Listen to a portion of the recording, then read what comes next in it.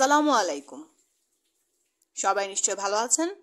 সবাইকে ওয়েলকাম করছি মাইসেলফ কুকিংয়ে নতুন আরও একটি পিঠার রেসিপিতে। আজকে আমি তৈরি করেছি নারকেলের পুলি পিঠা। আপনারা দেখে হয়তো বুঝে গেছেন। তো আমি এইটা অল্প উপকরণে অল্প সময়ে যেভাবে তৈরি করলাম সেই পুরো প্রসেসটাই আপনাদেরকে দেখিয়ে দেব। এই মজাদার পিঠাটি আমরা হয়তো অনেকে অনেকভাবে তৈরি করে থাকি। এটা আমি আমার নিজস্ব প্রসেসে তৈরি করেছি। আপনারা চাইলে দেখে নিতে পারেন। আর আপনারা যদি বাসায় তৈরি করে থাকেন আমাকে কমেন্টস করে অবশ্যই জানাবেন। তো দেখতে পাচ্ছেন এখানে প্রথম একটি নারকেল নিয়েছি। এটাকে এখন আমি ফেটে নারকেলের পানি দেখতে পাচ্ছেন নিয়েছি। সাইডে যে নারকেল ভেঙে নিয়েছি এটা দিয়ে এখন আমি কুড়িয়ে নেব। আপনারা যেভাবে নারকেল কোরানো মেশিন বা যেভাবে করতে পারেন। তো দেখতে পাচ্ছেন একটি প্যান গরম করে এখানে একটা তেজপাতা, একটা এলাচ আর দারচিনি লং দিয়ে তার সাথে এখন আমি আমার যে নারকেল কোরানো ছিল এটা এখন দিয়ে দিলাম। এটা একটু এখন আমি ভেজে নেব। এর সাথে এখন আমি একটু 1 চিমটি পরিমাণ লবণ অ্যাড করব। আপনাদের পরিমাণ মতো লবণের পরিমাণটা দিতে পারেন। তার সাথে দিয়ে দিব আমি চিনির পরিমাণটাও আপনাদের স্বাদের উপর ডিপেন্ড করে। আমি এখানে একটু আধা কাপের মতো চিনি ইউজ করেছি, যেহেতু আমার এই নারকেলের পুলি পিঠার জন্য এই নারকেলের পুরটা একটু মাখা মাখা হতে হবে, যেটা একটু ভিজানো, একদম শুকনো ভাজবো না। এভাবে আমি নাড়তে থাকবো। দেখতে পাচ্ছেন নাড়তে এক সময়ে এভাবে নারকেলের পুরটা রেডি হয়ে যাবে।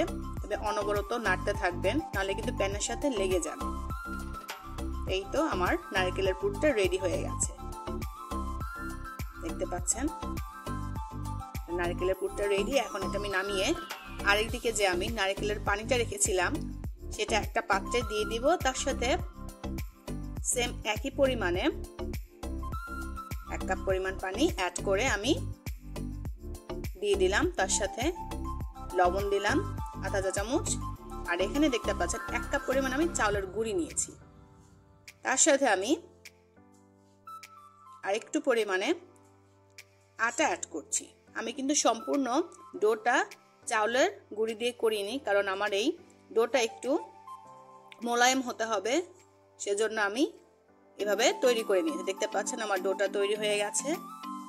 তখন আমি এভাবে ছোট করে নিয়েছি, একদম ছোট সাইজে নিয়ে এভাবে বেলে নিয়েছি। দেখতে পাচ্ছেন সুন্দর করে ছোট একটা রুটির মতো বেলে এখানে আমার হাজবেন্ড আমাকে সাহায্য করেছে। দেখতে পাচ্ছেন ও পিঠা খেতে খুব পছন্দ করে, তো যখন আমি পিঠা বানাই ও আমাকে কম বেশি সাহায্য করে থাকে। এভাবে দেখিয়ে দিল। আপনাদের পছন্দ মতো ডিজাইন করে নিতে পারেন। আর যারা ডিজাইন পারেন না তারা এইভাবে কাঁটা চামচ দিয়ে সুন্দর করে সাইড দিয়ে চেপে চেপে কিন্তু অনায়াসে ডিজাইন করে নিতে পারেন। আমি আপনাদেরকে দেখিয়ে দিচ্ছি।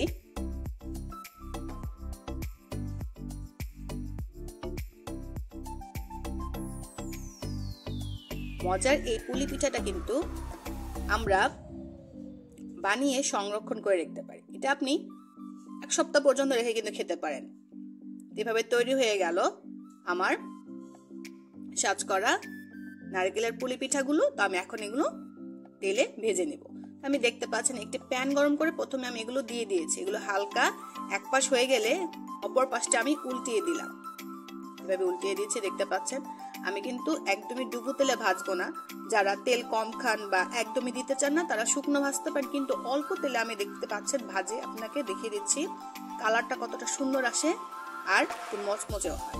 একদমই কিন্তু ভাজা না, ভিতরটা থাকে স্মুথ, উপরটা থাকে একটু ভাজা। খেতে কিন্তু দারুণ। খেয়াল করুন এভাবে আমি এক সাইডটা ভেজে এভাবে সুন্দর করে অপর পাশটা ভেজে নেব। নেড়েচে দেখতে পাচ্ছেন খুব সুন্দর একটা কালার হয়ে এসেছে।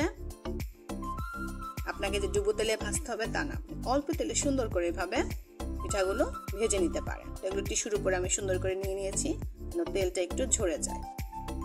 এই তো খুব সহজেই, খুব অল্প সময় কিন্তু অল্প উপকরণেই আপনার ঘরে নারকেল থাকলে আপনি এই নারকেলের পুলি পিঠাটা তৈরি করে নিতে পারেন আপনার ফ্যামিলি মেম্বার জন্য, বা আপনার অতিথি আপ্যায়নে অনায়াসেই তৈরি করে নিতে পারেন এই মজাদার নারকেলের পুলি পিঠা। যারা আমার এই পুলি পিঠার রেসিপিটা দেখেছেন আশা করি নিশ্চয়ই ভালো লেগেছে। ভালো লাগলে অবশ্যই ভিডিওতে একটা লাইক দিয়ে দিবেন, তার সাথে আমাকে কমেন্টস করে অবশ্যই জানাবেন।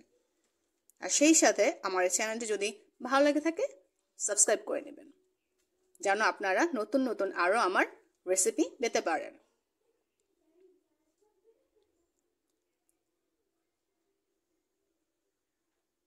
তো আরো অন্য কোনো রেসিপি নিয়ে আপনাদের মাঝে হাজির হয়ে যাব মাইসেল কুকিং। সে পর্যন্ত সবাই ভালো থাকবেন।